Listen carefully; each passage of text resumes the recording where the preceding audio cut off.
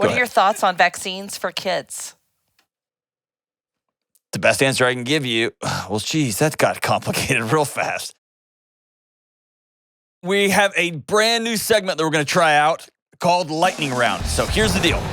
We get calls from all over the planet and emails, social media requests, all this. And Kelly and Jen, they've been compiling these questions, and they turn into shows. And what we don't want to do is answer the same question over and over and over. So the pile gets bigger and bigger and bigger. And Kelly wants to know these things for her personal life too sometimes. And so she puts them on there as well. And so we've got this new segment called Lightning Round. Here's how it's going to work. Kelly is going to read from a compiled list of questions that y'all have sent in, or that she's secretly planted there. And I got 1 minute to answer them because rumor has it I talk too much. We also have an entire studio full of people. And by entire studio full of people, I mean there's one dude out there. He's incredible. You just thumbs down me, man, if I miss it, okay? So part of this is going to be me on the spot. Part of this is going to be having to say, I don't know off the top of my head, or I have an expert that I would like to call. I might even say their name. Like if I got this question, I would call this expert. Some of it might be me just winging it from the hip, and some of it might be right in my wheelhouse. I don't know exactly the answer, but we're going to go for it. So welcome everybody to the introductory segment called Lightning Round. Here we go. We ready to party?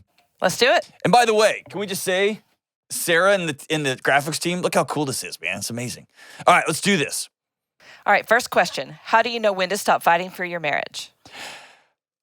Okay, I think you should stop fighting for your marriage when both of you have one or both of you have given up.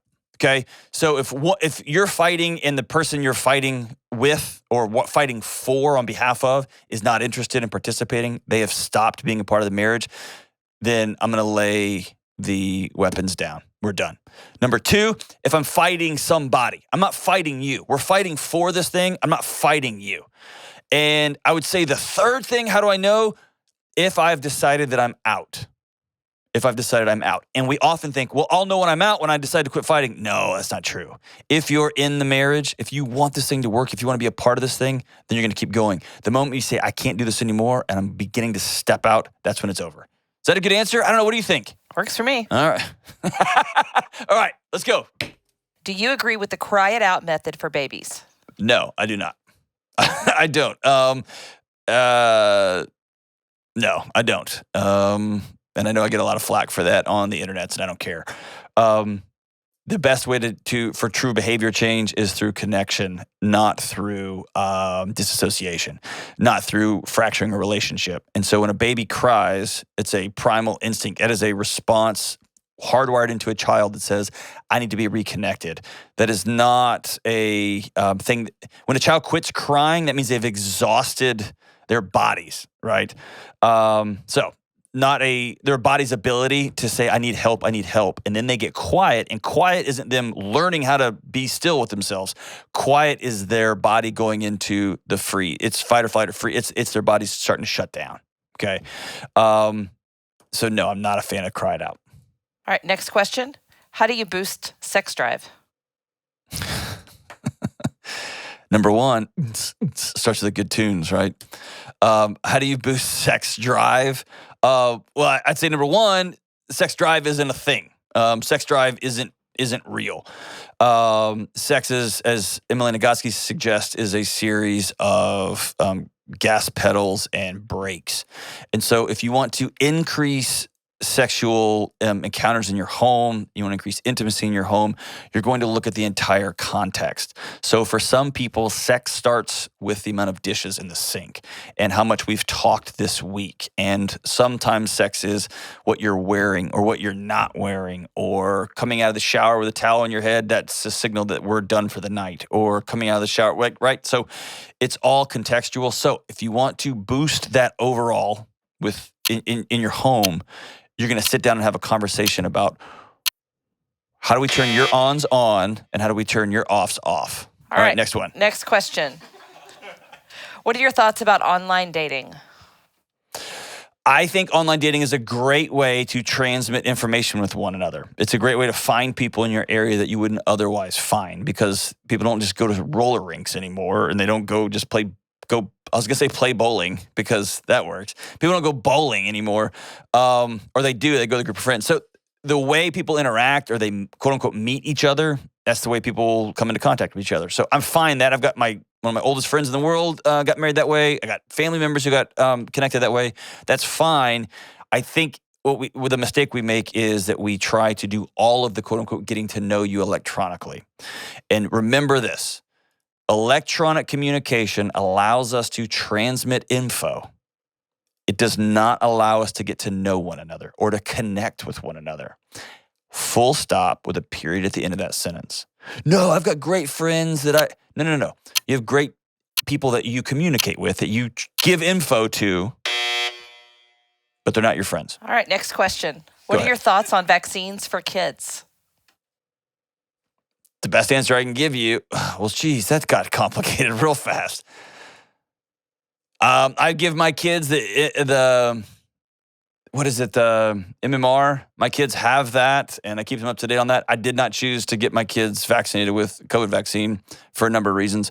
The data told me that, and I'm vaccinated, my wife's vaccinated, but when it came to kids, the downstream response was so, the data didn't back it up. I'll just stop there. So, and by the way, I partnered with my doctor on that choice. It wasn't something I got off the YouTubes. Anyway. All right. Thanks for that. So it was fun having a show, guys. I'll give you an easy one. Do you like Pop-Tarts? If there's a Pop-Tart and it's got frosting on the top of it, sometimes I like to take the wrapper off real slow and just rub it on my face. And just hold it there. Yeah, I do like Pop-Tarts, but only the ones with the stuff on the top of them. If they're just Pop-Tarts with stuff inside of them, nah, I need both. Well, that was disturbing. All right. Why do people cheat? People cheat for a whole bunch of reasons. I think the most convicting explanation of cheating that I've heard is from Esther Perel, which is this. Most people who cheat have not found something wrong with their partner. They don't like who they have become in the relationship. They have become boring. They have become isolated. They've become alone. They've become less sensual. They've become frustrating. They've become angry. They've become whatever adjective you want to describe, but it's a description of yourself, not of your partner. Now, there are people who are abusive. There are people who are emotionally and physically not present, right? Which automatically leads to an arc of behavior, right? So somebody doesn't show up, they're not at home, they're abusive, they're whatever. I'm going to go find connection with somebody else, right? And I get that. That's plausible. But often it's the not showing up. It's this person is not safe, and I become somebody that I don't want to become. All right, next question. This is the worst, by the way. This is like torture for me. To have 1 minute. A lot of fun for us, though. It's so great. My wife would kill for this. Just a button that shuts me up after a minute. Ugh. What's the difference between counseling and therapy? The difference between counseling and therapy. So counseling is... it's become like a colloquial term for advice giving. And it's not, but you have like addiction counselors, and you've got camp counselors, and you've got pastoral counselors, and you've got professional counselors. So when I use the word counseling, I use it in the professionalized sense, not as an advice giver, but as a therapist. And so in its truest sense, a therapist and a counselor are the same. Therapy and counseling are the same. When it's used interchangeably with other things, I was talking to somebody the other day, and they're like, yeah, I was counseling a couple, and I was thinking, you're not a therapist. You're not a licensed counselor. So you were just sitting down and talking with somebody, and you were giving them advice. That's totally different. So in that case, know this. Therapy is not advice. Therapy is walking alongside somebody as y'all co-discover what's the next right step for somebody. It's not just lecturing somebody. All right. This one is similar to that one. How do you break up with a counselor or therapist? A therapist or counselor is a professional relationship. They are not your friends. So there is no breakup. The same as you would call a different plumber. The same as you would, get a different yard person. You are going to choose to enter into a new relationship. Now, here's where that's a little bit messy. Number one, counseling is intimate. Therapy is intimate. You discuss things with somebody that you don't just talk with everybody about. And so you feel attached to that relationship. So understand it's going to be awkward for you and treat it as a professional relationship. The second thing, and this is really important, is some sort of grenade throwing, like they weren't good for you. So I'm going to tell them that never is helpful. It's not cathartic. It's not going to make you feel any better. So you don't need to do that. The third thing is if they violate ethical boundaries, if they violate confidentiality, they lie to you about price, they don't talk to you about confidentiality, they ask, hey, can you do something for me, by the way, these unethical things, then you file that case with the local ethics board, right? With the ethics board. There you go. All right, last one. What is the difference between cancel culture and accountability? Accountability is done, number one, in relationship. This is a great question. Accountability is done in relationship. I've given you permission to speak into my life. Or we all live in the same society, so we have a responsibility to serve one another with accountability.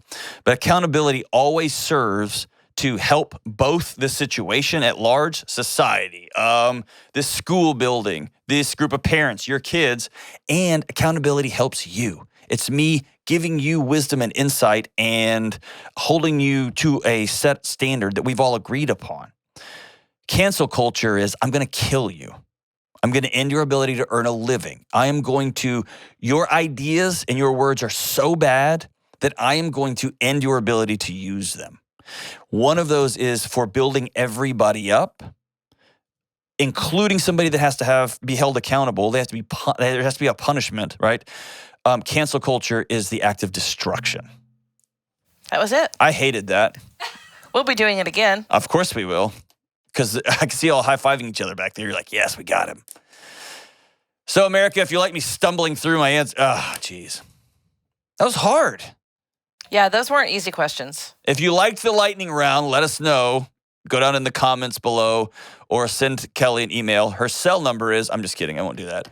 Go to johndelony.com/ask and put it in there. And if you have lightning round questions like, hey, what's this or this or this, let us know.